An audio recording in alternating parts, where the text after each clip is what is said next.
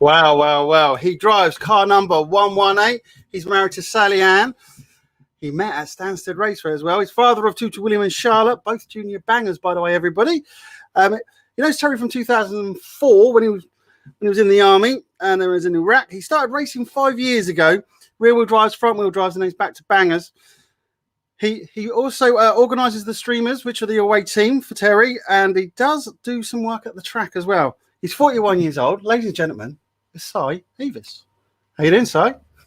Hey, thanks for dropping me age in at the end of that one. Yeah, lovely. Thank you. Well, I had to do that. I'm 46. There you go. There you go. It's not too bad. Hey, man, age, you look good. You only look, what, 24? Yeah, 24 stone, but thanks. Well, at least not 57. That's all I'm going to say. But that was an interesting. Actually, everybody give him a round of applause, by the way, because he did all that editing on that video all himself, didn't you? You did all that. You done all that. It was a try. Yeah, very good. Just to show some of the different views. You know, you don't really get to see what it's like from in the cars when you're watching at Stansted or watching some of the online streams that are going on. It's nice to actually see what the different views are from in the car. See how rocky the track is, how dusty it is, how fast the cars are going, how the fact that people don't move out your way or do. You know, that was probably to catch some of those views from the sort of driving seat. Yeah, the one where you flip over, that bit was just like, ooh, that was good. I mean, again, we were talking about this earlier about obviously. Eventually, we'll put some live cameras in there so we can get some live footage when we're actually live streaming. But before we quickly go on, let's just do it. Tommy Carter said he's going to be at work tonight, so he can't watch this. So big shout out to you, Tommy Carter. Jason Hughes. Tommy, get out there and get some work done. Good lad. Yeah. Go and do some work for a change. Yeah. Jason Hughes, evening, he says. And also Ashley Sperling says buzzing. Now, you might, if I just quite quickly show that. There you go. If there's a bit on there in the comments, people, just click on it above it. It'll then allow us to see your face or your profile you have on Facebook or on YouTube, I should say, and all that stuff, because we're not on Facebook because they banned us. And a good evening as well from Darren Norfolk.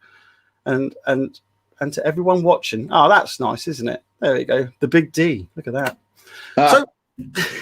So again, let's start off with what got you in to banger racing. I think that's probably the starting point. I think we should start with, because you've done it for 5 years ago.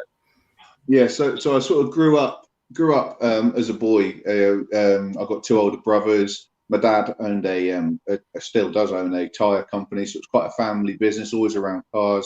My two brothers used to race, and are down in Newton Abbot, down in Devon, where my family are from. Right. So we used to go and watch and work on their cars with them. You know, sometimes drive them around the pits if they were feeling brave enough to let me do it. I was only a nipper then. And then as I sort of progressed, it was something that I would keep going and spectating. And then I thought, you know what, I just want to give this a go myself. And so it was, quite a few moons ago that I sort of jumped into my first car, just sort of 2002 time. I would go home with some of my mates. We'd go down to Rangerton, which is a dirt track down in South Devon. It's shut down, unfortunately. But we'd go there and we'd race whatever we could get our hands on, get out there and have some good fun. So I really enjoyed that. That's what sort of got me started, got me into it, sort of following in my brother's footsteps, enjoying seeing how they did. And they were both quite successful. So one of them still races now, and he's significantly older than me. So if he comes on and starts watching, significantly older.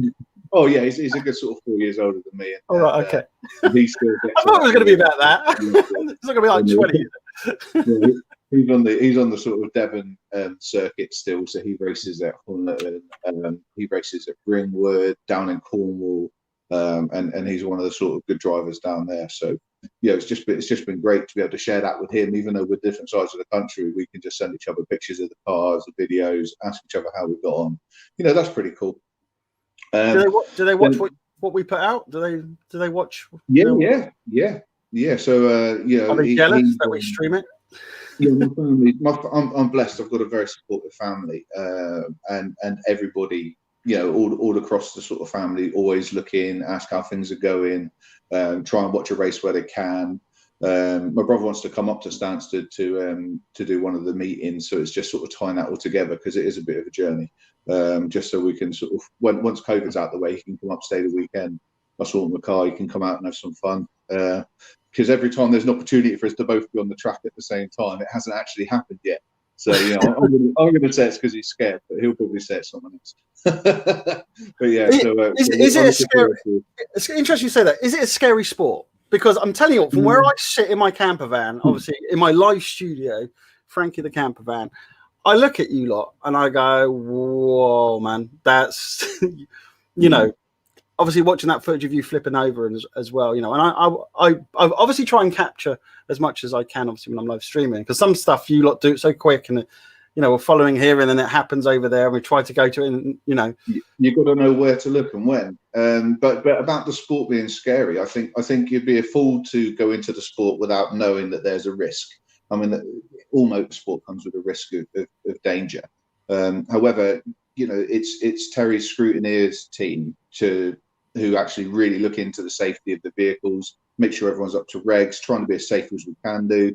You know, and the health and safety stuff has just took off the last few years. It's just got more and more, some would say, intrusive onto the sport. But it's not an anal probe, is it, by any chance? Is that intrusive it gets? They're sort of, they just, you know, it's just got, it's for the right reasons, though. It's becoming a safer sport and a slightly more controlled sport.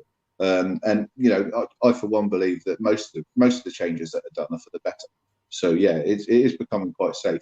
It is risky, but it's also so much fun. And you have that risk and reward sort of balance. You know, everything in life that's worth doing has an element of risk to it. So, exactly. You know, why not just strap yourself in and have a go and see if you like it or not? But, well, you know, a quick warning, once you get in, you know, that is you are going to be stuck.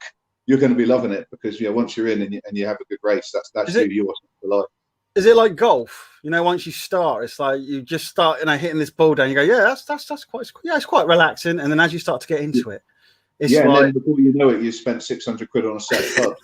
Yeah, it's very similar to that. You know, you start off with something that you got your hands on for next to nothing. And then, you know, before you know it, you're scrolling through Facebook looking for a Mark II Granada with a budget. Then it's just like it's ridiculous. But the passion, and you'll see that with the drivers. I see that all the time. Is like ridiculous. You want to be the guy who's out there in something different. You know, the crowd want to come and they want to see something unique, looking beautiful, and then get smashed up. You know, it's just such a. It's an absolute. It is a risk. You know, and it is expensive hobby, but it's definitely a bust. Usually the best things in life are worth the risk, aren't they? Come on, that's. Well, exactly.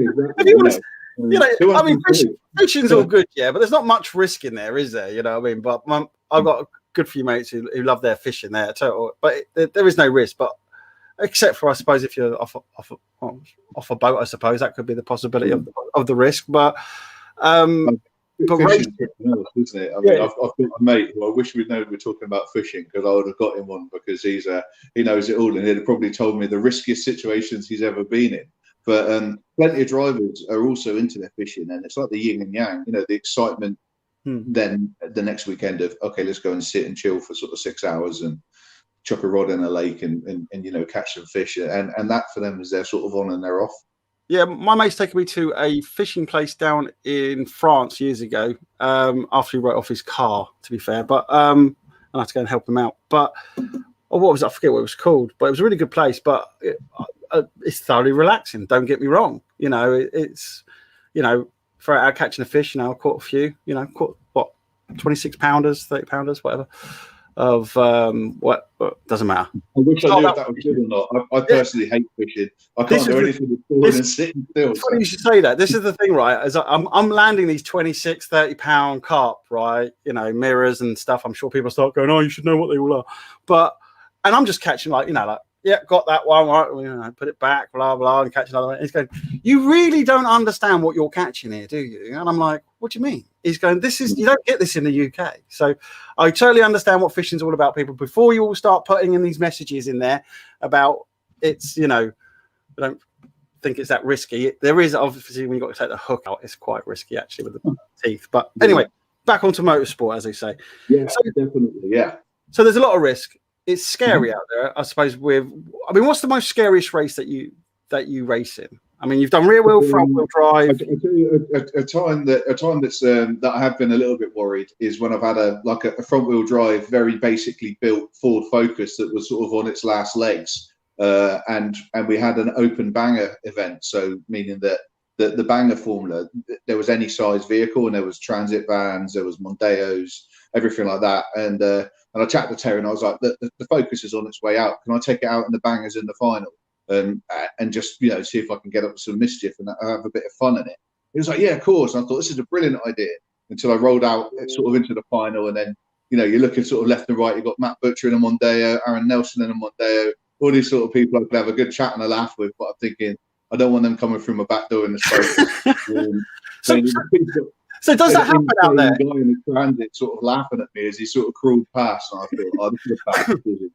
So that was a little bit worrying. But as soon as that green flag drops, the stupid thought stops, and you just get on with it. And it was good. And I had a great race. Loved it. Wrote the Focus off.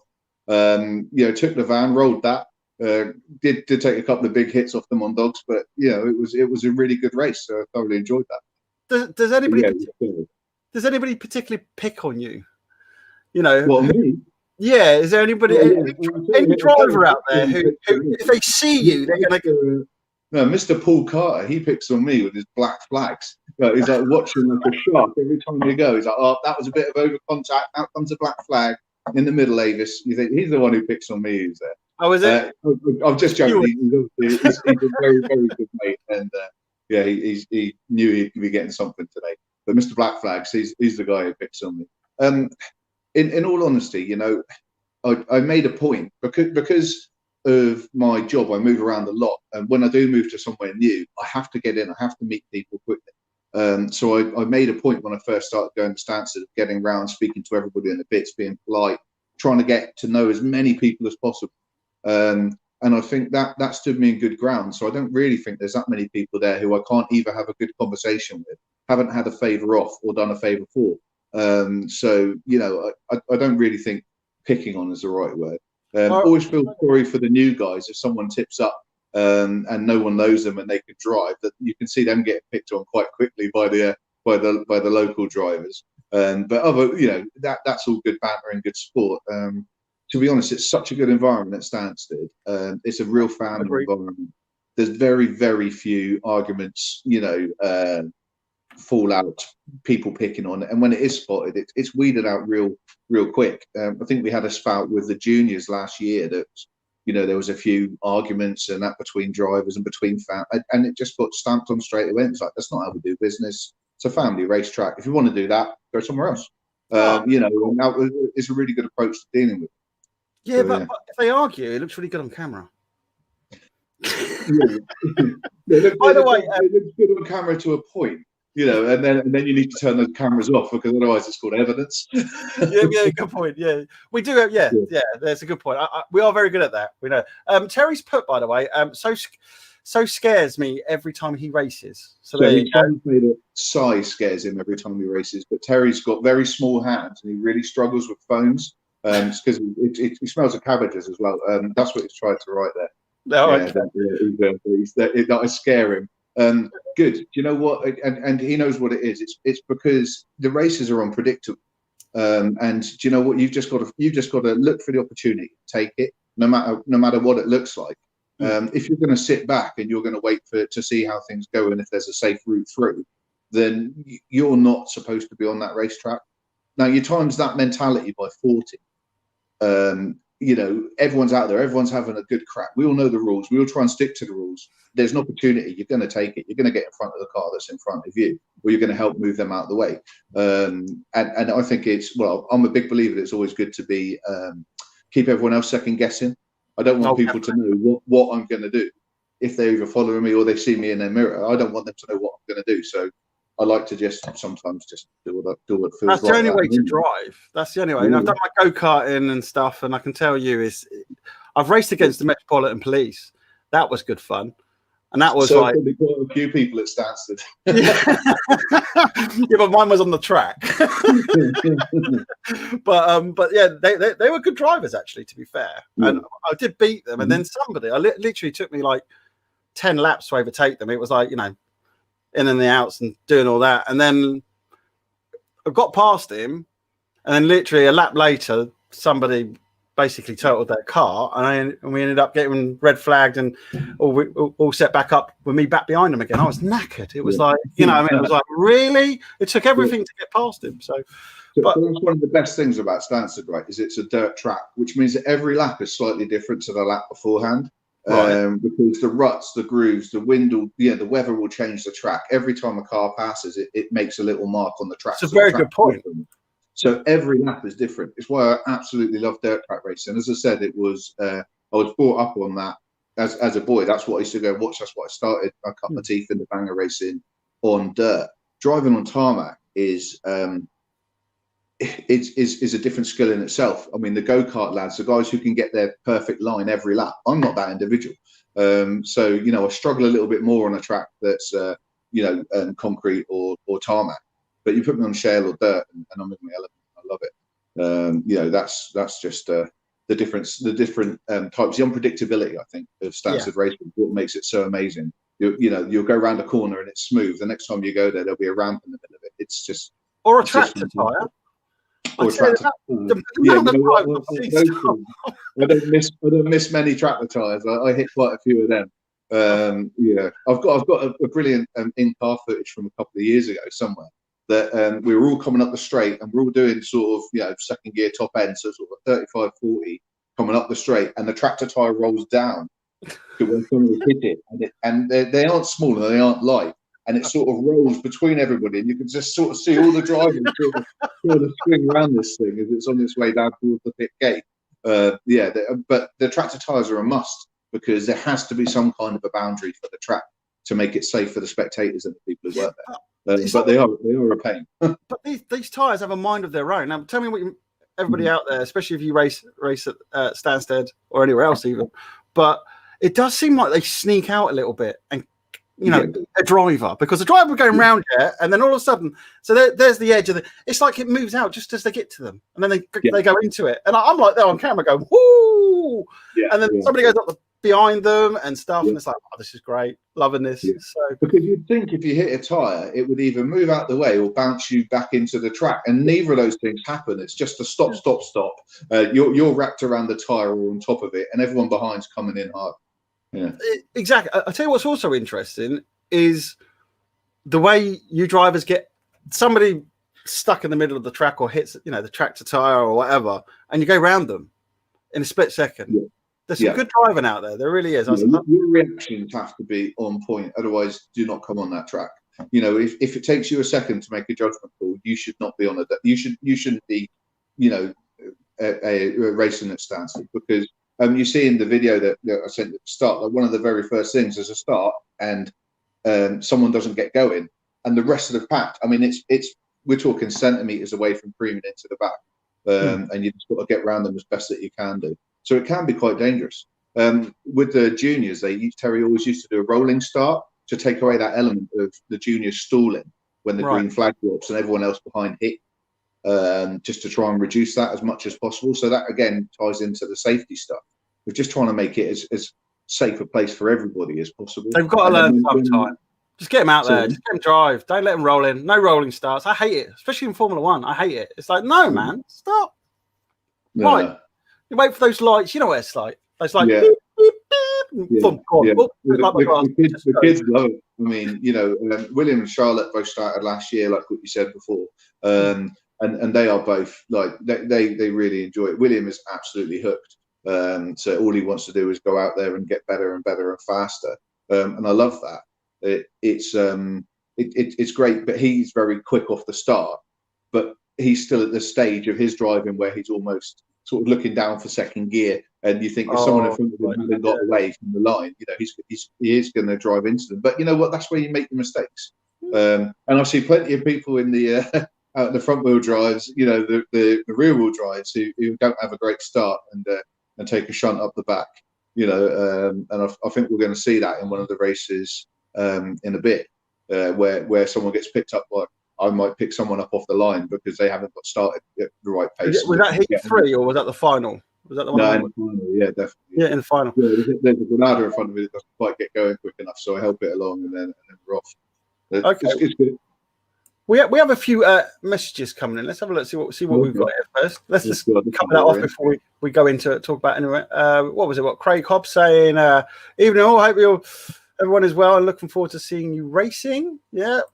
Darren Sutton, looking forward to racing you in the hot rods. Yeah, first year in the hot rods for me this year. So non-contact. Oh, yeah. Okay. Non-contact. Let's hopefully see how that goes. I should be banned by the second meeting. You got Sonny Boy saying, "Hi, Uncle Si." Hey, Sonny. How you doing? Chris Baker. Hey, bruv. Hi, Chris. Tim Shear, who helps us out. He has helped us out a couple of times. Yeah, I believe he's helping you out, isn't he? Yeah, he's coming with us on the 25th, so he'll be assisting us out. Because we've got quite a few cars on the 25th in our sort of group. So he'll be assisting me in making sure that everyone's ready and everyone's out on time. If we're available, then he said to me he's not, and I was like, oh, okay. Yeah. Fine, kid.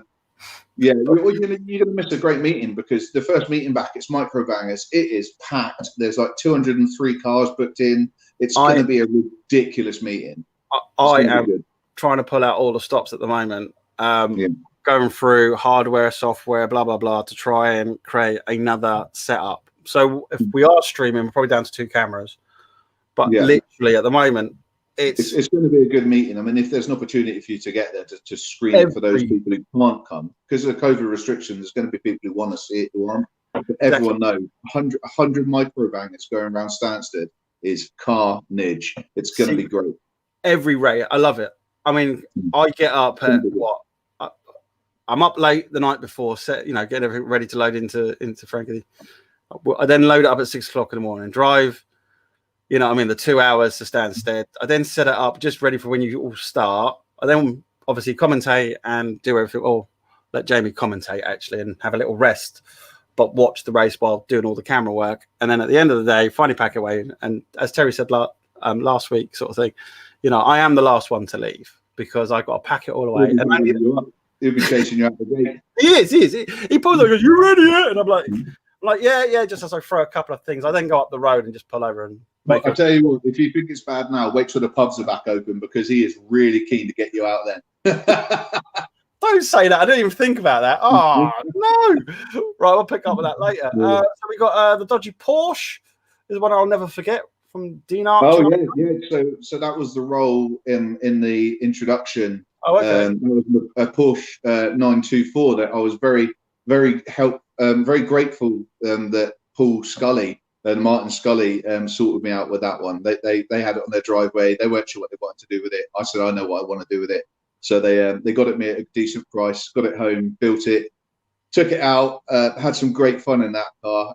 But that was the roll that you saw me do sideways behind the orange BMW, land back on the wheels, back into the race. Thumbs up to Paul Carter on the gates who knew I was all right. Only lost 2 seconds, I think. No black flag for that one. All good. 4 wheels left. Lost a bit of the bonnet, lost some of the side, but it was a great race. And then I thought, oh, do you know what? About 3 laps after that, I threw one of the back wheels because it had all just gone wrong. And I thought, oh, you know what we're going to do here? We're just going to blow the engine up in front of everyone for a bit of a crowd pleaser. You never get to see the Porsche engine blow up. And I sat there with it on full revs in neutral for about a minute, and it was there was smoke coming out, everything, and the thing just would not go bang. So I just climbed out the car. Was like, oh, I'll give it my best. Got towed off. Chucked another wheel back on. Was out again, and then for another. It was great to try something a little bit different. I mean, when do you ever get to take a Porsche and throw it around a track with people like Danny Chiddle and that chasing you down, ready to smash you up on the back door in a Sierra, and you're in a Porsche going, I'm giving it everything here. It's like got no traction, no steering, no brakes, no weight. Is that because it's got too much power? Is that what it is? That is just... No, it was just an old car. It had been sat on the driveway for a bit. It wasn't exactly showroom material when I got it. but it did work, and we had some good fun in it. And yeah, I did say I wasn't going to scrap that car until I had some orange paint on the front. And I caught young Danny Chiddle up in it just once in the whole time I raced it. I caught him once, give him a punt, and I was like, right, I can scrap this car now. It's an interesting thing as well. Is that actually you buying the vehicles? I know this from my mate Chris. Is it you've obviously got to buy the vehicles, haven't you? Then you've got to strip them down, put the cage in. You know, so I was blessed at the start. Well, so when I first came to Stansted, as I said, I knew nobody. It was about 6 years ago. I got assigned to Carver Barracks, which is just up the road from Stansted. And I was straight on the phone, sort of looking around to get my sort of network up that I like to have. You know, I like to know a few people with garages. I like to know a few scrappy. And I started speaking to a guy called Carl at Carmageddon. And as soon as he realised that I was from the barracks, he lived quite locally to the barracks as well. He was like, "There's no dramas here. I'm going to square you away a couple of cars to get you started." Really helped me out. Like, didn't charge me a penny. Would drop the cars off, you know, let me build them and that. I'm not going to tell you how I got them to the racetrack because I didn't have a trailer at that time. But once they were built, we got them there. We'd do the race, and then they'd sort me out getting rid of them again. You know, so without Cole helping me out the first year, yeah, he must have thrown me, I think, 7 cars for nothing. Wow. So he was. I love Carl. I really appreciate that, and you know, so Carl from Carmageddon, yeah, nice one. Thanks very much for helping me get started here. It was my cat. Oh, yeah. There we go. She likes to get involved in the action. There we go. So, so Carl was great, and he was sorting me out the cars. And then obviously when we then started to get a little bit more money into our sort of club that we had on the barracks, we then started buying some cars, some stuff. The cars obviously were then starting to get a bit better, a bit faster. We had a bit more luck. Yeah, and then like I said, we're now getting a point where we're spending like £1,000 on a car if it's the right car for the right race. You know, using it, having fun with it, or getting cheap cars, building them up and selling them on to other guys. You know, I've done a bit of that over the last couple of years as well. Yeah, I've just been, like I said, I'm blessed with a bit of real estate here, so we can keep a few cars, we can work on some stuff. It's been really good. I have been looked after pretty well by my employer, who let me have a few car park spaces on the car park, no questions asked, which is always nice. And nothing ever gets stolen from there because it's all, yeah. I've got because you've all got guns. That's what it is. You've got. I'm stealing racing guns. And as the years have gone by, the cars are getting better and better. I mean, 2 years ago we had 3 Focuses, all brand new, all built at the same time, ready for the season. This year we've got an RX-8, a Focus ST170, a Hillman Minx. You know, what else we got? Another Focus. I'm being yelled at from the other rooms. Sallyanne, a Polo, a KA for William. You know, how many of those cars does she know that you don't have, but now does know? You said you only had 3. You know, got that 10. Yeah, Sally knows every car. Honestly, if something around here within a 3 mile radius of this place either breaks down, has a splutter, or has some smoke coming out of it, Sallyanne knows about that car. She knows what I'm like, so she knows that we've got a few cars that we're working through, so it's good. Very good. Yeah, yeah. So that's paying for cars, but then you've got the kit. So the kit's expensive as well. And again, when we started out, Chris Ship, Matt Armstrong, these are the guys who would just bend over backwards for you. They'd invite you up. They'd help you make kit. They'd get stuff ready for you. You know, obviously anybody would sell you something. Yeah, and I've got a saying, well, me and Sally have a saying, which is, you know, everything's a tenner. And if you break down, you need something, you need a spare, and I've got it on my trailer, come and get it. Give me a tenner, it's yours. I'll get another one. You know, it's very much that sense of community, which is why are able to go out again and again and again, unless you buy something like a Porsche where you look for a caliper for a Porsche because they've gone, and it's easy to take the calipers off. Yeah, that's where you start walking down the street, you know, some of that night bridge. Yeah, there it is. That's what I need. But you do see that. You do see that you're all together. You're all, you know, in it, and you help each other out. And you see that as well in the racing. The Ben 2 camera does see a lot of the thumbs up from people and look at, you're right. You know, I do see that, how you all communicate. So it has to be done. So the marshal, if he doesn't get a heads up, the red flags go. If the red flags go, the race is either finished or has to be restarted. Yeah, but this is between each driver. Say again. That's between each driver. I see that as well. So Ben, we're all mates, you know. Yeah. That's it. We're all mates right up until that gate shuts, and then we're not. And then that flag goes down. That's it. You know, exactly that. I mean, there is the odd petty argument, mostly over sort of bitterness, jealousy, or a dodgy move. You know, there's a few arguments in the pits, but it's next to nothing, and you'll get that absolutely anywhere. Like I said, the atmosphere at Stansted is one of the best places I've ever been to race it, and there is very little of that sort of that sort of show, because everybody's a regular, everybody's there a lot because it's such a good track. People keep coming back, so everyone knows each other. That's why I like streaming it. You can see it, you can feel it. Yeah, it's just like, and it's very different to anywhere else I've been. You know, I liked racing at Kings Lynn, but there in the pits, if you don't know people, you know, it's quite daunting almost. You sort of got to find a corner and just get your head down, get on with getting your car. You go out and you try and do the best. But Stansted very much different. You know, people come over, people who don't know will pull up next to you, get out the car and chat to you straight away. You know, it's such a nice atmosphere.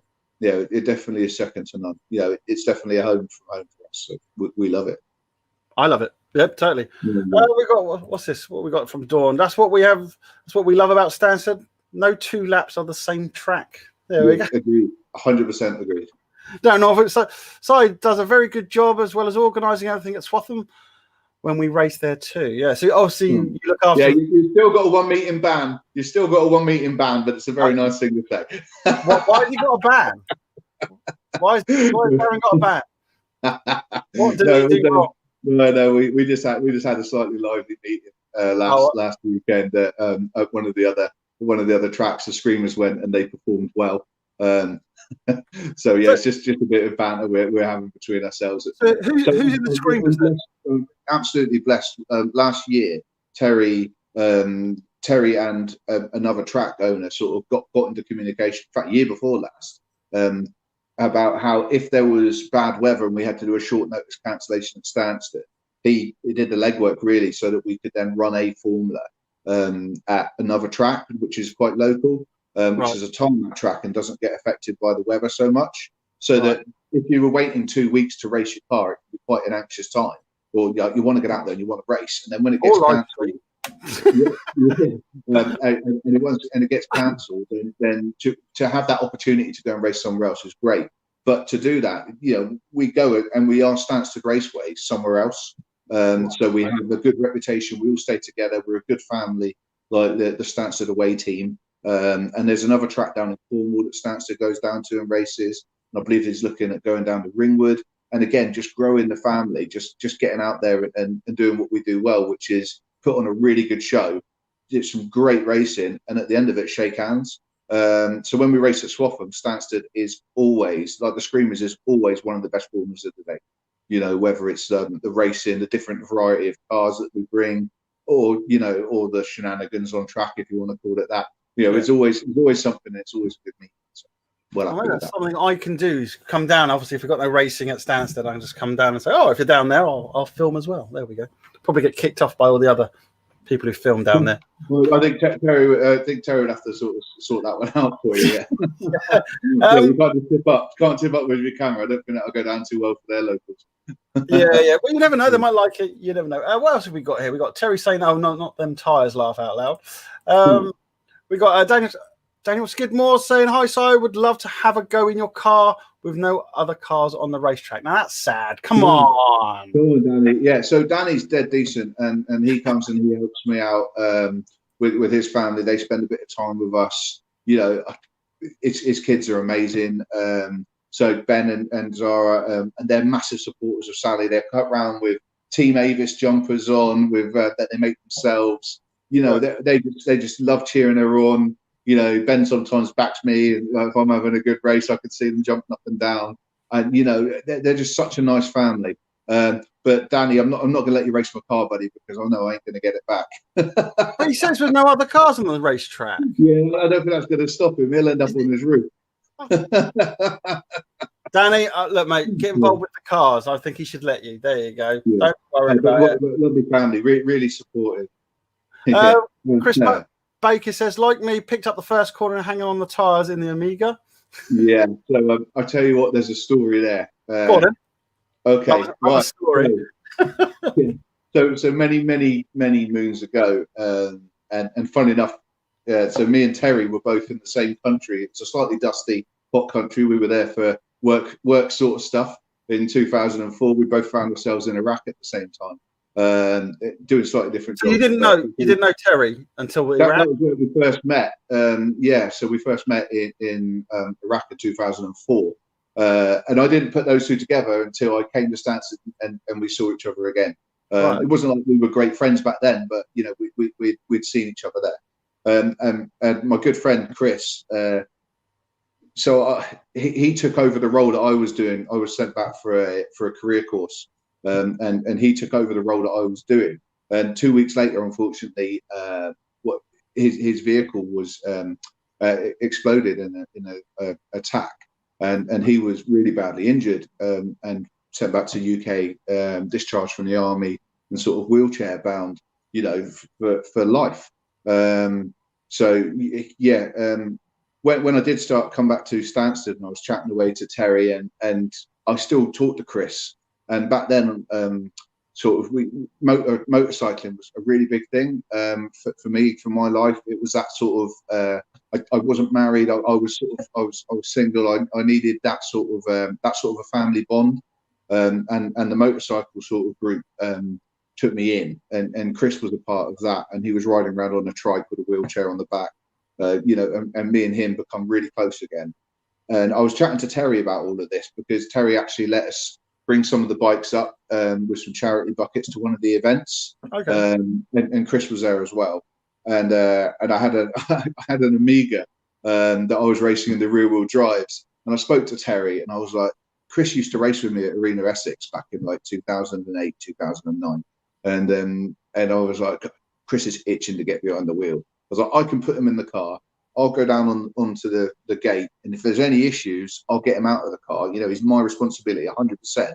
Can he start at the back and do a race in the rear wheel drives? And sort of Terry being the absolute genuine bloke that he is, was like absolutely no problems. Yeah, no problems. He got all his staff in, briefed everyone, let them know the car, said, right, there's a guy in there, his wheelchair. You know, if anything happens, you get to him, you make sure he's okay. We make the car safe. We get him out of the car, and he was so good with how he dealt with it. So I spoke to Chris about this. A load of the bike lot tipped up. I've got Chris. I've picked him up. I sort of fed him into the Amiga, and we've got them all strapped in. I'm like, "Are you sure you want to do this?" He's like, "Absolutely buzzing. Cannot wait to do this. Cannot wait." And I'm like, "Okay, right, no problems." Spoke to him about it all. Told him where to start. I said, "Just go out, start at the back. You know, do your sort of your 10 laps, come in with a smile on your face. Don't wreck the car because I want to use it the rest of the day." And in typical sort of Chris fashion, he was like, yeah, whatever. Yeah, put the helmet on. And he just shot off straight onto the track, straight to the front, parked up on the start finish line, ready to go inside right.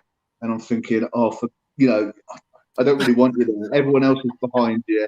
But like Andy Ashman behind you, and the drivers have no idea that it's A, not me in the car, and B, one of my disabled friends.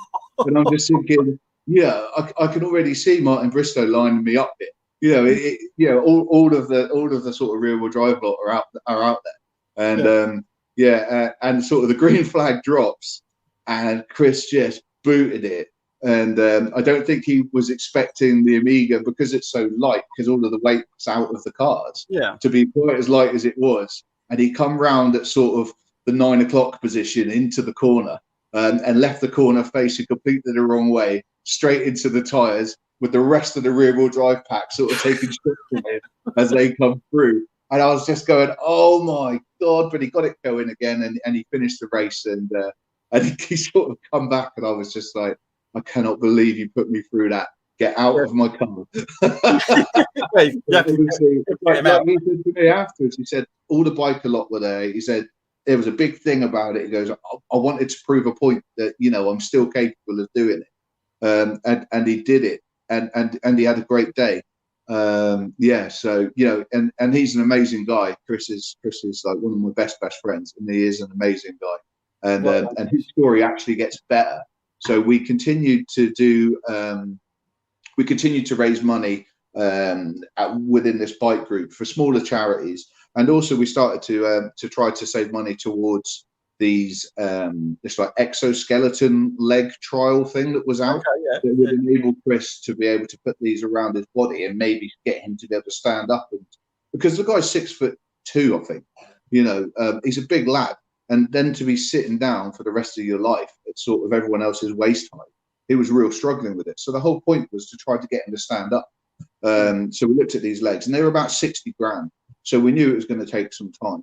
And I'm not going to go too much into it, but we had a phone call from someone who saw all of the because he saw all of the charity stuff that we were doing, and he was like, look, no messing around, I'm going to back this. Paid the money, got the legs, and it was just like unbelievable. And we started having Chris set up in these legs. And I hope he sends you some of the videos of him walking around, because you could follow him with a remote control, and it was like Wallace was the wrong set of trousers. It was like you could just walk him off wherever you wanted. It was fantastic. And he had these on for a bit, and he could only use them for a little bit at a time each day because his muscles were deteriorated and what he had from his injury. And then what he did is he thought he'd give us all another scare, and he went into a bit of a blackout, and he comed for a little while, and that was horrible. And then when he came round, he had use of his legs, so he could feel his feet. Like, just, you know, it just baffles me. So I mean, fast forward now 3 years, lots of physiotherapy, lots of continuing to go stuff. He can walk into my kitchen and have a conversation, and it's just. So he used to be in a wheelchair, had a coma, and then did something happen for him to go into the coma?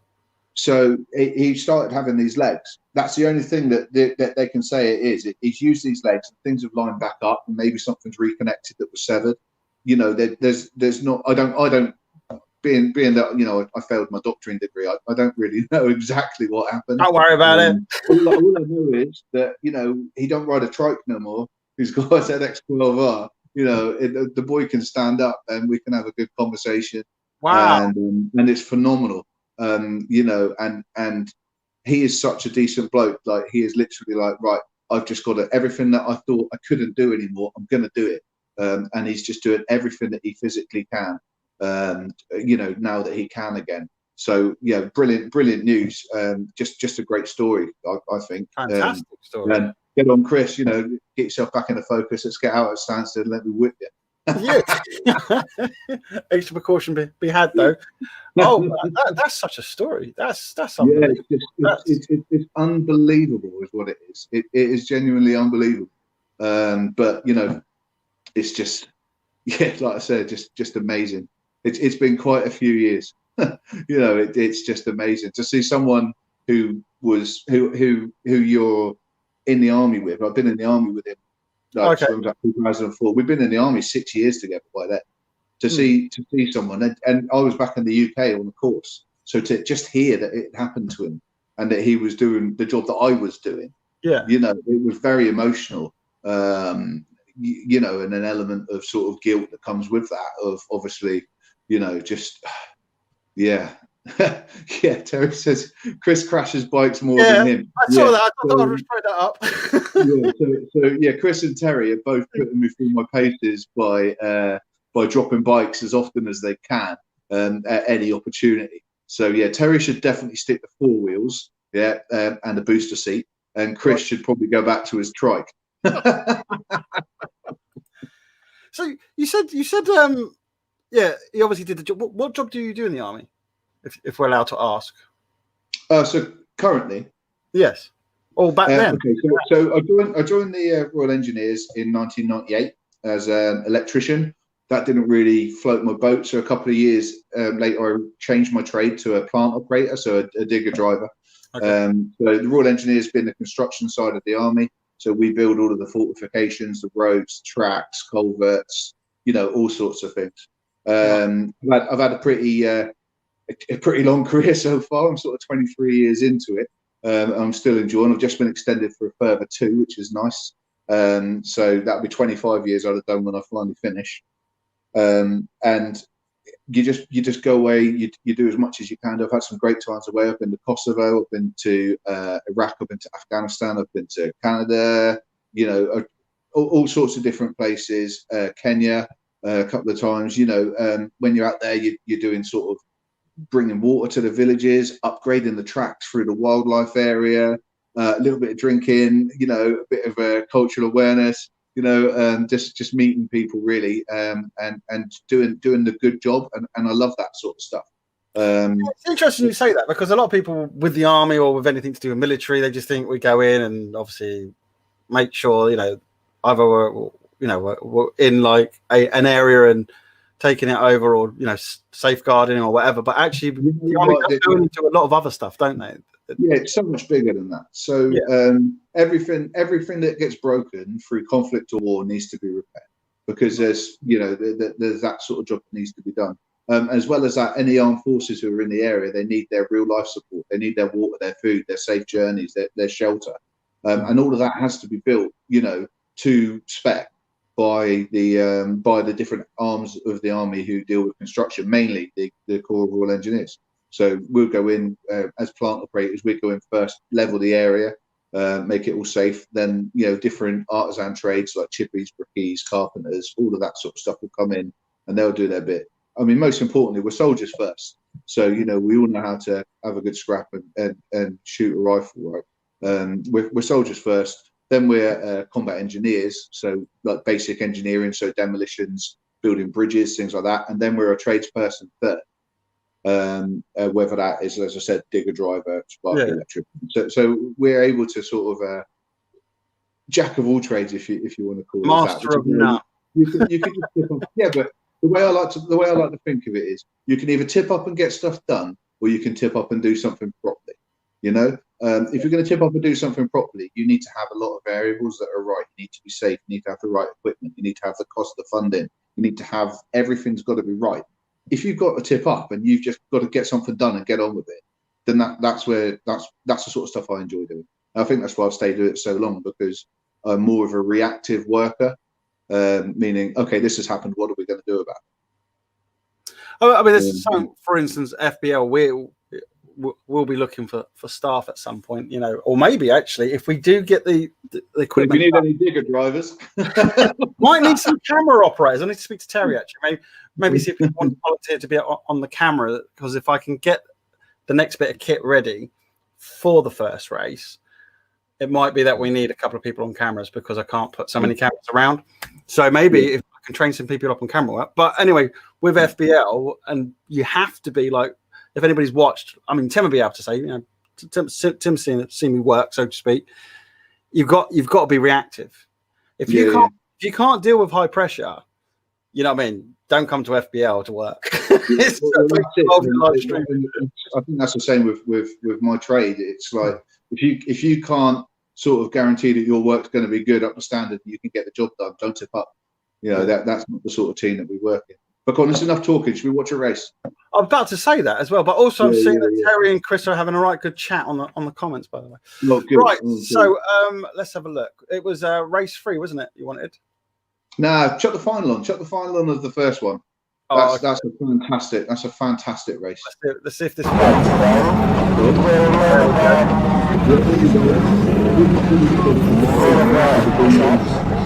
turn the sound down a bit so I can hear you. What are we looking at here, Chris? So you've got so this is rear wheel drive final. Just looking at that lineup, you've got the Granada with the green bonnet. You've got the silver Jag. You've got me in position 3rd behind the Granada. You've got Goldfinger. You've got Danny Chiddle, where he always is, about 2 foot off my boot, ready to give me a shunt. You've got one of the Aubreys behind them. So the Dingles, which is the blue cars. So when we get to talk about Sally, which, you know, as everyone who knows me, won't take long. Sally and all of her sort of family and friends belong in a group called the Dingles. which are the blue cars, and you'll see a lot of them at the track. So you've got like Old Man Aubrey, you've got a couple of his boys, so without seeing the side of the car, I can tell you which one it is. But okay. yeah, so this is a rear-wheel drive final.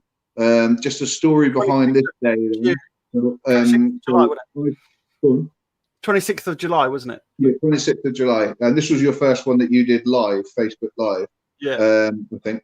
And so I'd started the day in a E46 3 Series BMW 2.5, and I'd lost the wheel in the first heat, but managed to still get a decent second, so I was happy with that. The second heat, I went back out again, but the wheel hadn't just been the wheel. There was more damage to the back of the car we hadn't spotted in the speedy fix. So I didn't do very well in that, and we parked that car up for the day. Sally had gone out in this E46 BMW in the morning, and because I'd had such a lousy day of fixing everyone else's cars and mine had packed up, she very graciously let me take it out for the afternoon. So I took it out for heat 3 to get a bit used to the car, and did all right. And this one in the final, which is why you can see I'm almost like climbed up over the steering wheel, because the car's set up for Sally, who's a good probably 3 foot shorter than I am. So I was almost sort of around the steering wheel on this. But this is a great race, and the reason I wanted to watch this one is that the lead changes so much. There's just action from the very start right up to the finish, and it's a great race to watch. So come on, let's do it. All right, okay. So, let's play. Cameraman action. Wow. So what's going through your head there? So which car are you in? Sorry, which one? This one? I'm in the BM that's behind the green bonneted Granada, because he didn't start very well. So I'm just buried in his boot at the minute with my foot down, sort of screaming at him to get on with it. Right, okay, all right.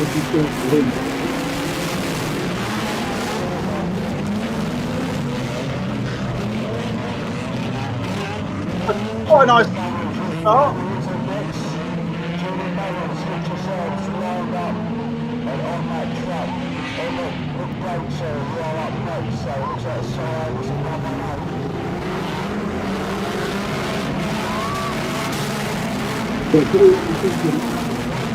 Sorry, what's that? So I'll tell you what I'm thinking now. I'm thinking this is, it's a low-powered car. I've got to keep my lines really clean. I've just got to try and get as much speed to get away as possible from everybody else. So let's just rewind that a little bit. You are... the cameraman does it. So which car are you? I'm at the front. You see the very back of my car now. So I'm just trying to get as much space as I can between me and the rest of the pack. So you're the blue car, are you? Or the green? No, the one at the front. You can just see the back of it. You can see the rear of the car about to go up the rear straight, just coming out of corner 2. Just come out corner 2. Right, okay. I've got bright pink wheels. Sorry, you've got all muffled down here. Sorry, what was that? It's got bright pink wheels because it's Sally's car. You can't miss it.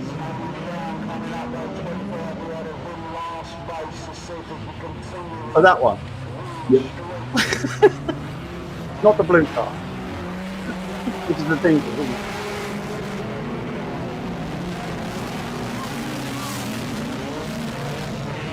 So that's quite bumpy though. You can see it's quite a bit wet, isn't it? Oh yeah. This is what really guys all about. Get around the corners and slide it around the corners. Try and make it look like it's under control and get your foot down on the straights. It's all about going into the corner a little bit slower, coming out with as much power down as you can, and ride the straights out. Okay.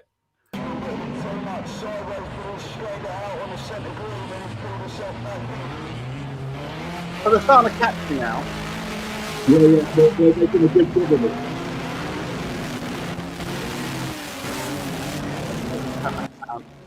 A bit more down. So you see now the other E46 is a 2.5. So that has now caught me and got in front, or he's about to get in front of us here. Yep. I think. Oh, it goes a bit wide. Cool, the sound's gone completely. You've got to have sound. Taking the sound off. Sorry, do you want me to leave the sound on a bit? Oh, yeah, a little bit of sound. If I take the sound off, then I can hear you properly. So that was the thing. Oh, shut up.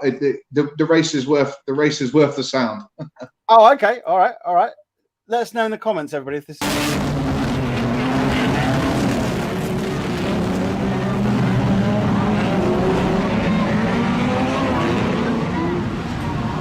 This is a drone. Drone. I think that's a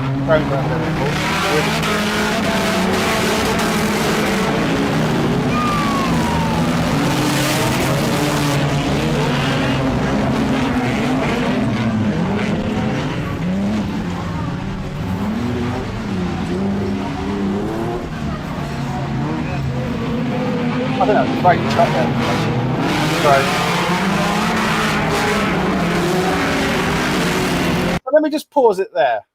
Great little so the other E46 has got round us on the opposite straight, and they're straight from corner 2 to corner 3. So I'm now in second position. I know that's a quicker car. I know he's a good driver. So I'm basically praying he makes a mistake, whilst at the same time realizing I've got Goldfinger and I've got Danny Chiddle and Andy Ashman all in my rear mirror, which is those 3 cars behind us there. Right. Okay, I see. Very bumpy down that as you can see. You can see from the suspension and stuff. So this is the final. So this is after 12 races already have happened today. So you know the track is a bit worse for wear towards the end of the day, but that's how I love it. Good. Right. Let's see.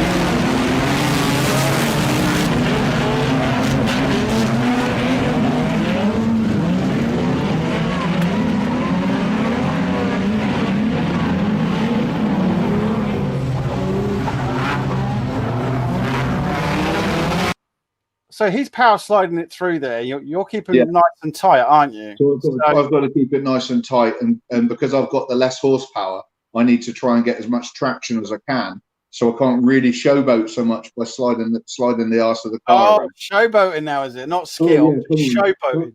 Half of banger racing is looking good, right? I'm going to point to a few people who I know when I go to get to the cameras, they definitely spin out the back end to coat me in dust, and it's not funny. It is funny.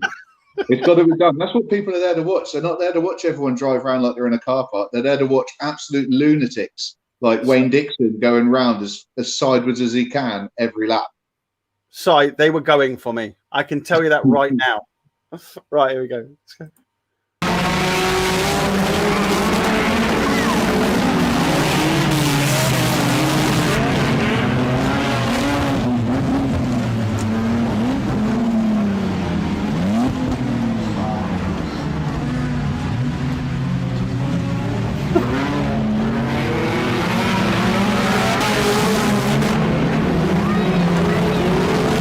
So he's got a lead, isn't he? He's got a decent lead on us here. I'm sort of holding second. I think Andy Ashman's up into third.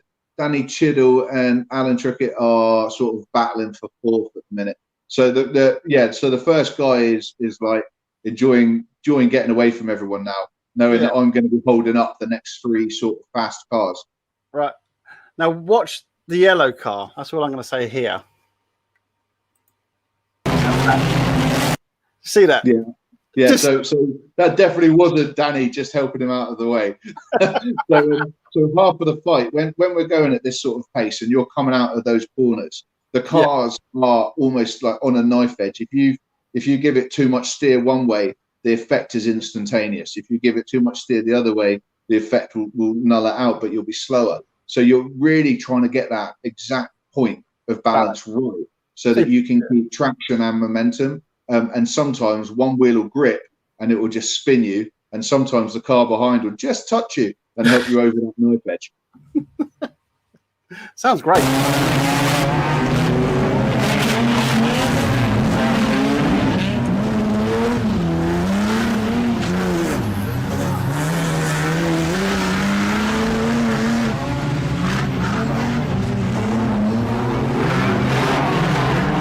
So you've done well here. You've now caught up. Yeah. So the other BMW unfortunately got his exit out of corner 2 a little bit wrong, and allowed me to get my traction when I come round quite tight, and I got up his inside, and I'm back into the lead again now.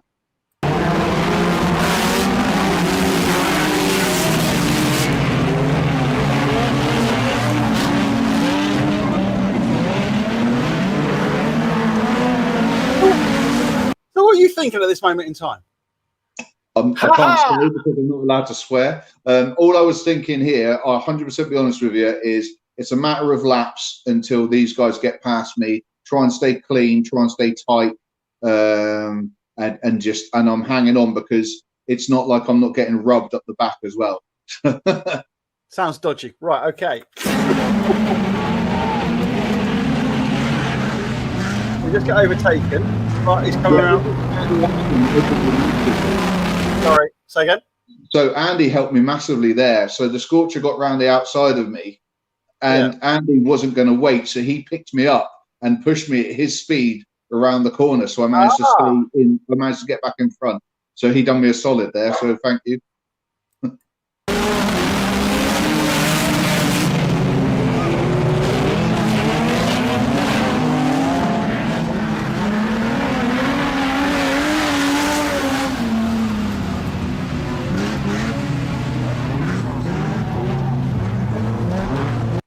That looks very interesting up there. There's like what? See how close we are here. This is all of us coming round one of the last corners, you know, and we're all on top of it. This is anyone's race. Terry Ratcliffe put, you need to lock the diff, Si. Yeah, so just to remind you, Terry, that was Sally's car, which I borrowed. So, you know, when you're starting to look at locking the diffs and that, to be honest, you need the higher horsepower. I don't need a lock diff to swing the arse end out, mate. And as Sally said, she doesn't need a lock diff to get the arse out. She does all it. And also tell Terry from me that, you know, he can start criticising me when he gets out on track with us. Good point. Yeah, Terry, when are you going to get on the track? There we go. Yeah.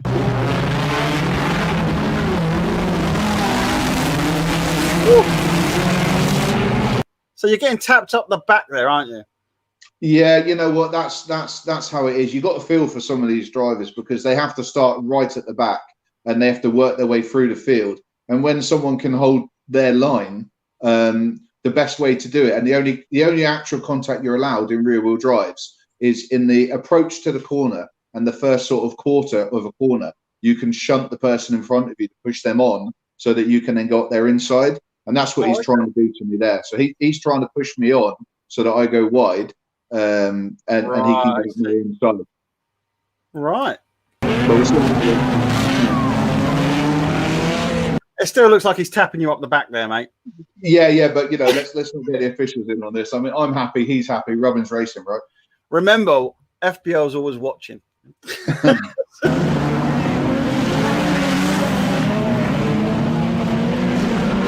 On the inside.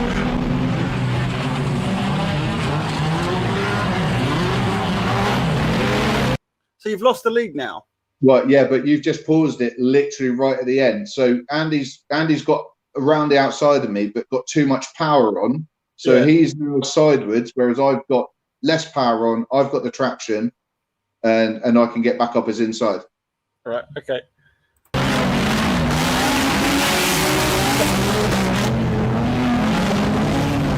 Oh, can I just rewind that for everybody? Please do, because you completely ruined that maneuver for me. I mean, it was fantastic, and we just can't see it. Sorry, mate, but we went to the drone. Just like to say, there's Frankie, everybody. The camper van that we used. Camper van. You paused this race to look at the camper. Unbelievable, mate. That's unbelievable. If it wasn't for Frankie the camper van, we wouldn't be live streaming. So. So say thank you, Frankie. Thank you very much. Yeah. Cheers, Frankie.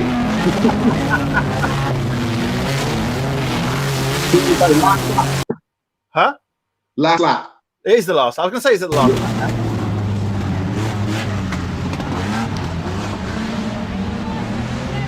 See, I'm just going to stop it there because what you don't know is that the cameras do play up. So sometimes we can't go to a camera because I don't know. Something's happened with the Wi-Fi, whatever it is, blah, blah, blah. Blame Frankie. Not blame Frankie. Believe it or not, people getting in the way as well.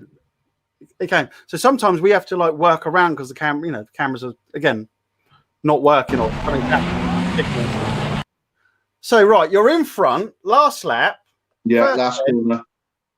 That's not last corner, that's the first corner. Oh, no, it is the last corner. Yeah. Third bend, isn't it? Going on to the last one. Right. Yeah, it's 23. Yeah.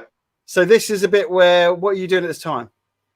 I know the flag's coming up. All I've got to do is keep it tight here and make sure that hopefully Andy picks me up and gives me another shunt to give me some more speed, and just don't let anyone pass. So I'm really watching my mirrors here. And just so he wants to tap you, doesn't he, to knock you out of the way so that he can. Well, he can't there. So if he hits me there, all he's going to do is put me straight into the wall if he picks me up too bad, which will put both of us out. So he won't do that. Right. So okay. he's just. I'm hoping he's just going to just touch me just to give me a little bit more momentum. It's the funny thing. So when you touch somebody else's car, you transfer speed. So if someone has slowed down on approach to the corner so that they can do the corner at their speed, and you touch the back of them, you give them your speed, so it will push them wide, and you take their speed, so you can then do the line that they wanted to do. Not that that's a technique I recommend anyone should do, but that's basically what happens. Never knew that. Okay. Oh, okay. So he's tapped you there, it looks like it. Yeah, which is helping me. Yeah, so I'm all over that.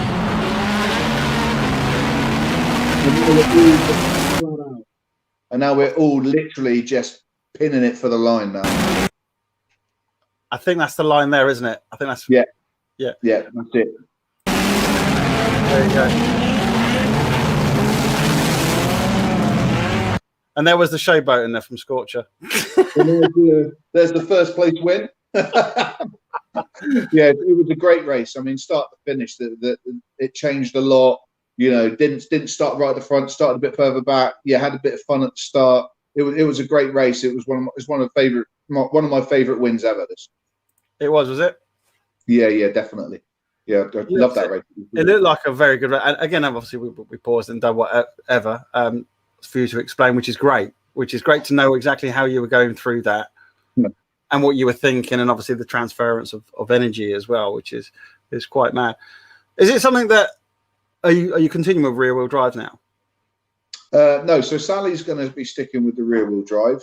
Right. She's got an RX-8 ready for this year, so interested to see how that's going to go with the rotary engine. Hopefully she has some good luck in that. I've gone towards the hot rods, as what was discussed a little bit earlier. Oh yeah. Sorry, I'll be trying the non-contact formula to see how I get on in that. I like to change things up a bit. I get quite bored.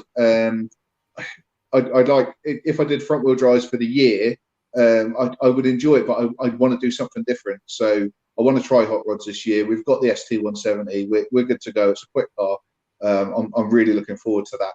I'll obviously be doing some bangers as well during the year. So I like to do the back to basic bangers. I like to help Terry sort of organise that day, run that day nicely. I normally have a Focus Estate or something fun that you can go out and have a bit of a few hits with. I'm hoping we're going to do some rollover competitions this year, so I'll be entering a couple of those just to try and get the car. What's that? Rollover competition? So, you'll notice in the middle of Terry's track, there's a steel ramp which is permanently in place. It's like a little kicker ramp, and a rollover competition we do sort of in the middle of the day. And anyone who wants to have a go at rolling their car over, Terry, being the all-round good bloke he is, will let you do that. And he'll put a bit of a purse up and a trophy for the best roll. And then you try and roll it down. He doesn't always get great numbers, but you know it's a good lap. It's something different. And if you haven't rolled a car like properly at high speed and sideways, then you know it's definitely something you should try. Just hold on to the harness and go for it, because that's half of what this sport is, right? It's just get out there, you know, and give it a go, because you don't know until you try it. Whether that's racing a rear wheel drive, racing a front wheel drive, a hot rod, or a rollover competition, or a first full contact race out with the bangers.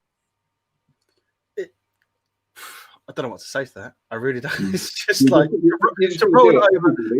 Everybody should get out there and get in a car and go and pop down and see Terry at Stansted and have a go. So my whole family's, like I said about my brothers, my whole family's into it. My extended family's into it. We talked briefly about the team Dingles.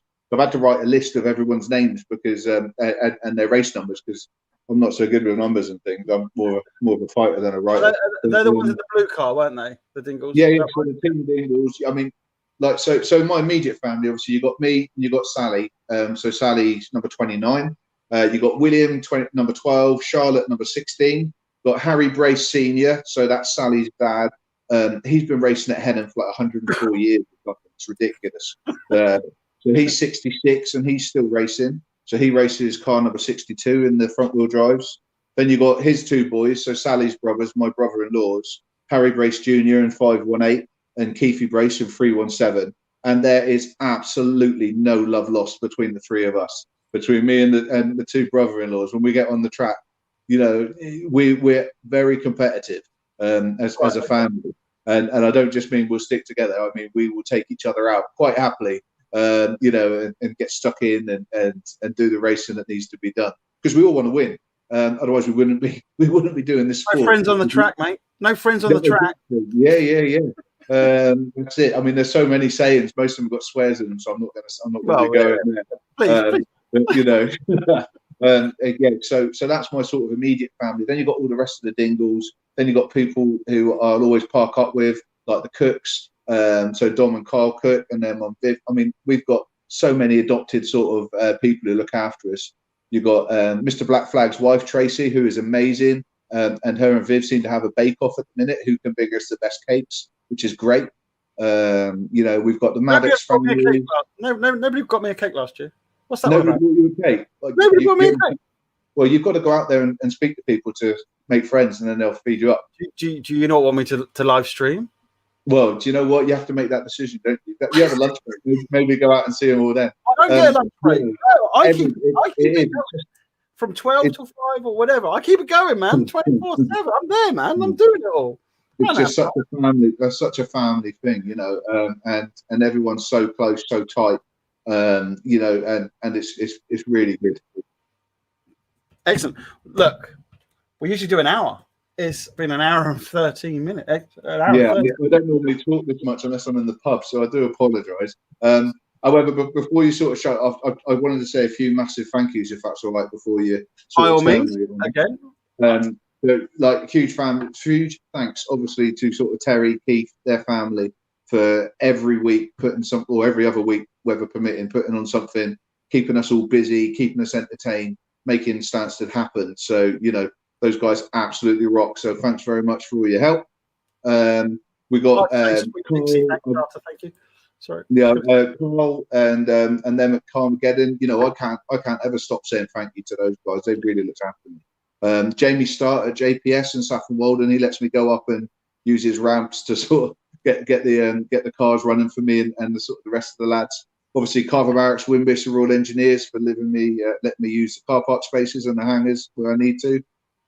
Archie, Irish, all the lads like who are helping me out. Obviously, Sallyanne and the kids. You know, I've got the most supportive family ever. There's very few drivers who can turn around and say that they've seen something on Facebook, they've gone to put a bid on, and then they've seen that their wife's already buying it. You know, it's just, you know, her support is fantastic. You know, the fathead that is Matt Armstrong, you know, he's been brilliant, helped me out short notice with cars, transport, helping me out. Chris Ship, you know, everything like that. He helped me out get started. So, you know, just massive thanks to everyone. Again, it is such a family thing.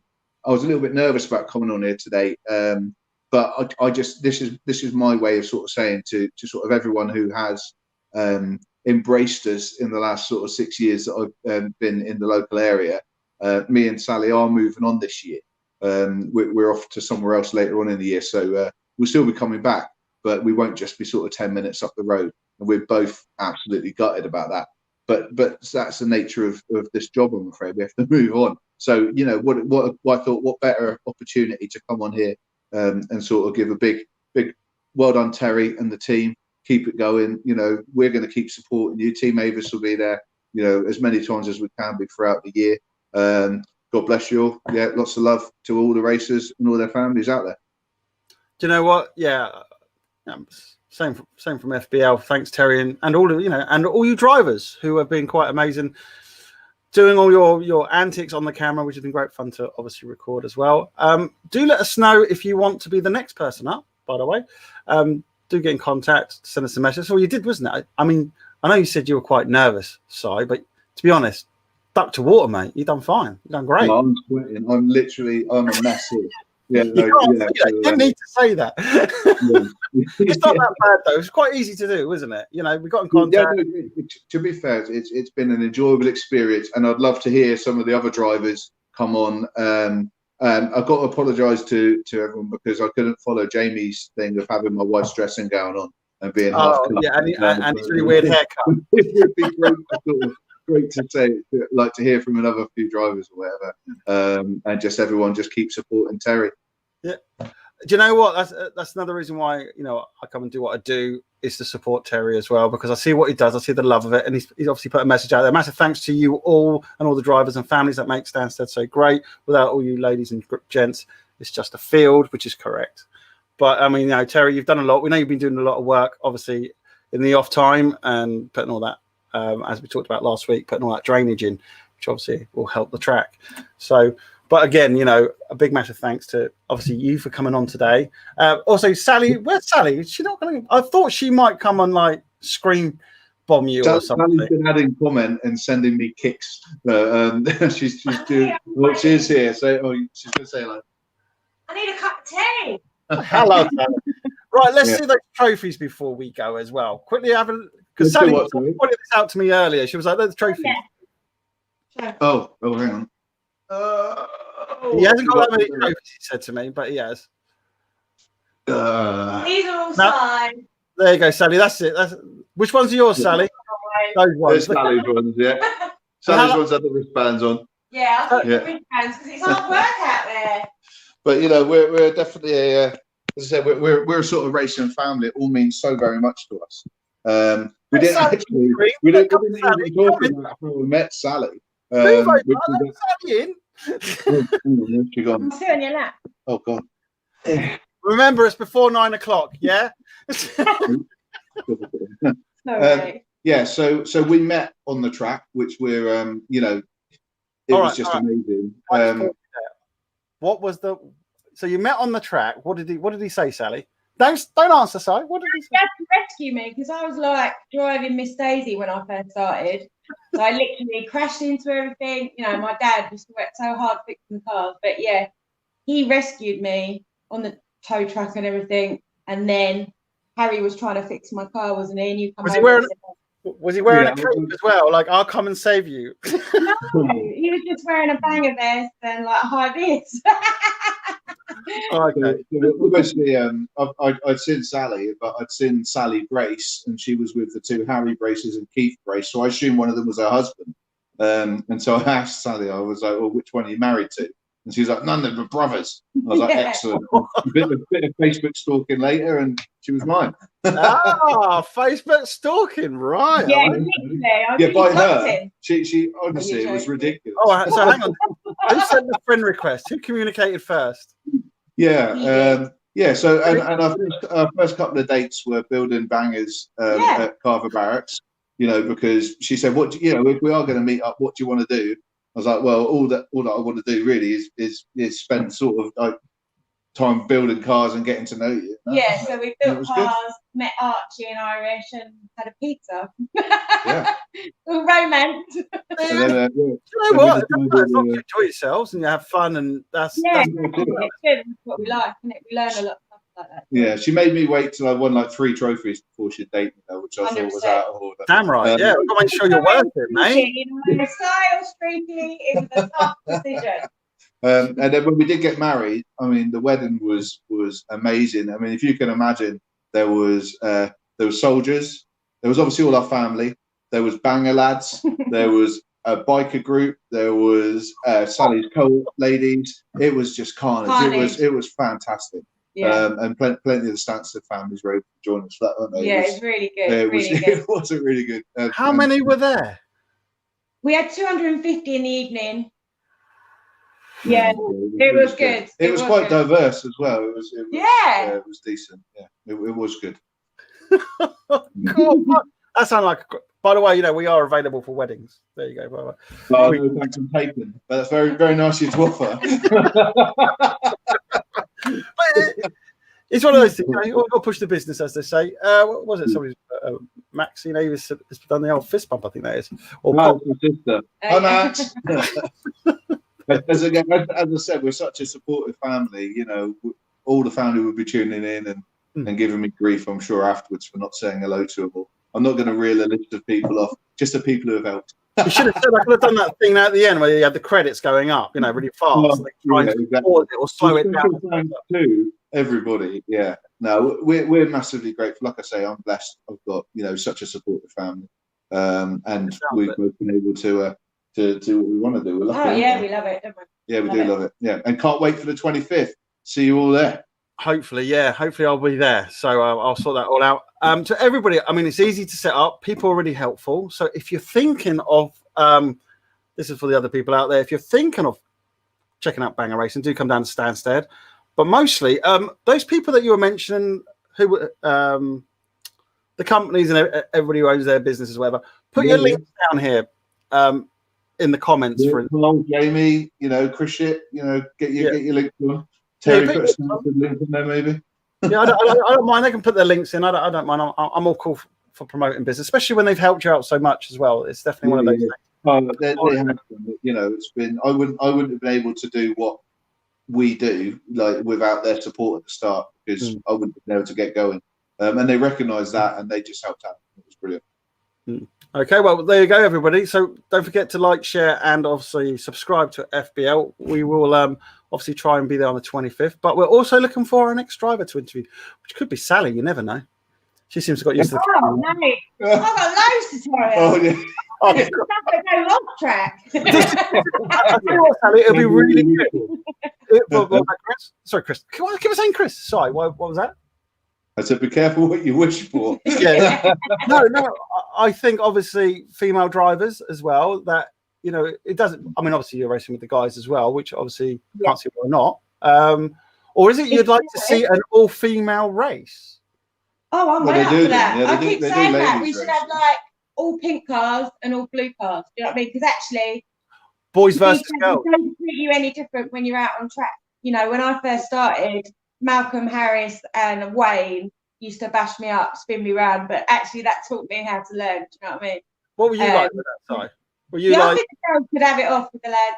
You got Maisie, you got who else? Lauren, Amber. Yeah, there's a few other girls that from local tracks, so we could definitely get a girls team down there. By the way, Terry's just said a brilliant wedding night. By the way, there we go. Yeah, we can do that. Yeah, some truth. So, one quick thing: would you? I mean, you would obviously recommend for ladies to get involved into Banger Racing, wouldn't you? 100%. It helps you combat a lot of your fears as a female. Do you know what I mean? But then, well, I don't know. I'm male, but well, as a female, it does. That family environment, that's what encourages you, and the lads don't treat you no different. They respect you for it, and yeah, I love it. Rear-wheel drive, I just love it. And you know, you just want to get better and better and beat the boys, really. Do you know what I mean? There's nothing better than sort of shunting one of them out the way who used to give you grief, that used to be driving next to you, giving it up. And now I'm like, yeah, whatever, I'll get out the way. And just get in there and get stuck in. Okay. And especially when it's my brother, especially when it's one of my brothers. Or Sky, you know what I mean? Oh, yeah. You can poke Sky. Yeah, she hits me all the time. So. But do you hit her back? Yes, he does. Really when she's slow, so yeah. By the way, people, if you've just tuned in, what we mean is Banger Racing. You know, because that all kicks off, couldn't you? I mean, boys versus girls, that'd be quite a good one, I think. That would definitely be a brilliant. There you go, Terry. There's some more ideas for you, and it's all good. I hope you enjoyed this. Really do. It's been amazing having you on here. Again, been an hour and a half. I told you it'd go quick, didn't I? Yeah. I thought we'd be watching more racing, but you just had to listen to me talking. So I had a little snooze in there, mate. Sorry. Do you know what? I tell you what I've still got is the we had it lined up actually, which was the what was the 46 cars or whatever it was. Demolition. Yeah. I mean, that's a great DD. Were you involved in this? No. I try to stay out of the micro bangers because they're only little cars, and I'm quite a big lad. I mean, Terry, let us know, obviously, in the comments. You also got a Go Sally, Go from Zara. There was, I mean, this was mad. This was absolutely mad, wasn't it? All these cars. Yeah, we're looking. I don't know which race this is. Hang on, 2 seconds. This is Demolition Derby at the end with the 46 cars. Oh, okay. Yeah. No, it is like this. Yeah. And when the mic is on, it's amazing. When it's a micro meeting. Look at all of that going on there. That was just. Yeah, that's the first corner for you. If you don't get out of the way, you're going in. This is my first time watching banger racing, watching Demolition Derby, obviously live, and I've obviously jumped on the mic and started shouting stuff on there. I think actually, I don't know, have we got this? Let's have a listen. Yeah. I mean, Leroy straight over there. It's just was Jade. Yeah, you know, it gets heavier than that. You know, when the I think, to be fair, when you've got less cars on than the DD, like if you've got about 15 cars, the guys get some pace up and they give some good hits out. Yeah. Listen to my voice. I sound like a big girl. Second of smashing it up again. I mean, look at that. That is just. They're going in. They are. I mean, I'm seeing. I'm going. Oh my God! They're just literally. That's gonna hurt. You know. I mean, that flip turn. I mean, that was great. If it was, ice skating as well. It's just mad. Now, from FBL's point of view, from our point, we actually absolutely don't know what camera to go to next. There's just so much. Yeah, just spot the action and try and stay with something that looks good. Exactly. And only with time and experience you'll get to see who to watch and where to look. Because there's certain points of the track that are like danger points. And if you're going slow or stuck in one of those areas, you just pull your harnesses tight, put your head down because you know it's coming. Yeah. I'm just going to come a little bit ringside to see if I can see anything. Got wheels coming off, flags. I mean, look, this is what I was talking about. So this is the sort of stuff I see off camera as well, which I see you all like signaling to each other saying, you okay, blah, blah, blah.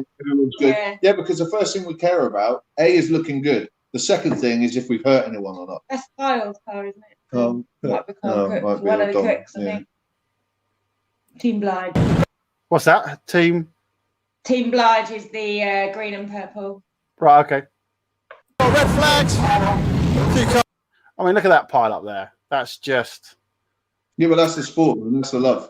That's what it's all about. It's like you see that pile up, and what you should do is, as you're coming around, look for someone in there who you might have a bit of a disagreement with, or someone who looks like their car's going to fold up nice, and you just put your foot down and put your head down and just give them it.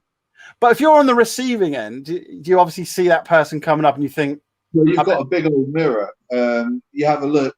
Like I said, if you've gone static in a banger race, you tighten your harness, you put your head down, and you wait because it's coming. It's coming. You try and get your car keep going. Yeah, and then you'll do anything. Put the car in second, leave the ignition on. Reverse. If you can't move, and hope that the hit will get you started again and get you going. Ah, right. So turn obviously a tragedy into something. It's the best you can hope for. I mean, the worst you can hope for is getting squashed down like a baked bean can and having to get cut out. But Terry's got the best hydraulic cutting tools to get people out, and he's itching to use them. Someone will tip up in a rust bucket, and then it will get made a lot smaller around them, and they'll have to be cut out soon. Just hang on in there, Terry. It ain't going to be me, though. No, now you said that, you know what's going to happen. You know what I mean? Smashed up there. Red flag. I mean, look at that. Perfect. Yeah, that's all right. They're all the right way up. They are. Yeah. Yeah, I totally agree with that. I mean, this was amazing to watch. Absolutely. Again, on YouTube, have a look. I have to put a link in here to it, actually. Let guys watch the whole race, because any race that ends up with cars. Terry, obviously. I mean, yeah, you can see the talking going on. Can I say something about this race, actually, which was cool? Obviously, it was our first one. We had like 10,000 views and all that lot. But there was a bit on there. There's usually like a 30-second delay, which I should have actually explained to you earlier. Even when we're live streaming, there's like a 30-second delay for it to go up to the internet and blah, blah, blah, blah. Well, I did a thing on there and I said, right, Terry's paid for all this. It's free to air. Just give a shout out to Terry. Just say, thank you, Terry. And it took, I thought, nobody was doing it. Because, you get so involved that you forget about the 30-second time delay. And then literally it just started to just flood the screen. Thank you, Terry. Thank you, Terry. It was unbelievable. Like, very first thing to do ever, like, you know, live stream Stansted, and to see all that and just the reaction of the people, everybody loving it, and also trying to sort out the sound levels and everything and allow them to watch. But everybody who was involved in commenting as well, because it's really cool to get interaction like that. But and for the drop good tonight, like the interaction, like seeing people jump up with a message. Yeah. So. And the bare minimum of grief. I'm gonna say everyone's been a bit tame. I was expecting to get a lot more hassle from some people. Really? No, not on here. I would never expect people to be doing that. I think this is right. I think this is the restart here.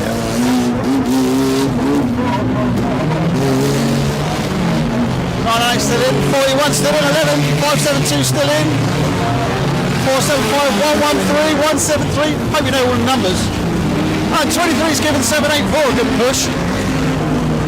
47's got some kind of teddy bear hanging on the side, by the way, everyone. 245 still in it.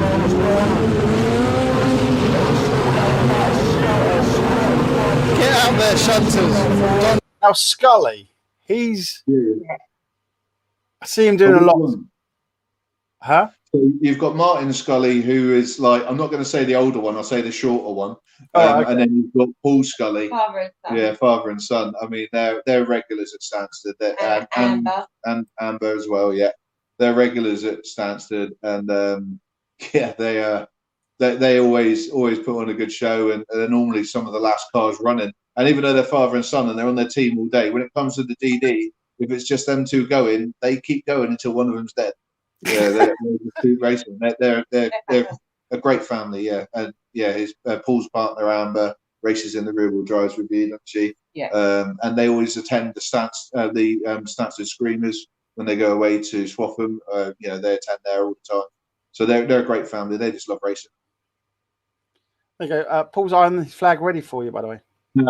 Yeah. So that's probably Paul's wife. Tracy, who supplies me with cake because Paul's eating the rest of the cake. So she saves some for me. Like I said, Paul is known as Mr. Black Flags. He sits down on the pit gate. You can see him because he wears a bright orange hoodie, and he's not rectangular. He is round, so he looks like a Satsuma from a distance, but with a black flag in his hand. And his job is to look for people who have broken the rules, maybe, and then he'll put a black flag in their direction that they're supposed to pull on and pull off. But most people sort of he waves the black flag, you sort of wave back, try and get another lap in before you got to stop. Because at the end of the day, you've got 4 races and you've got to go home. So make the most out of them. Yeah, well, I suppose. Have you been banned? Hey, you got any other questions? Okay, all right, fair enough. All right, that's it. Do you know what? We'll call it a night on that. I think if you want to watch that, people, I'll put a little link in there a little bit later, or if not, go find it on the FBL channel. Once again, both of you, thank you very much for coming on. Sally, I think we need to get you on at one point. I think definitely. Yeah. Big up to the girls. Go to show them how easy it is and how much fun you get out of it. But once again, Si, it's been amazing, and hope you enjoyed it. And I hope everybody else enjoyed it. Do let us know, obviously in the comments, after we finish as well. There's that ability. Don't forget to subscribe. We're not on Facebook anymore. We're on Twitter and Instagram. So please follow us on there, because I do try and do updates when I'm at the track. I don't know if you know this, but I do try and do some updates on Instagram when I'm there, like just telling people what the weather's like, and everybody's getting all set up when I'm getting set up. But thank you all for watching, and don't forget to subscribe. Don't forget to also comment, and we look forward to seeing you in the next live stream. See you later. Bye, everybody. Bye.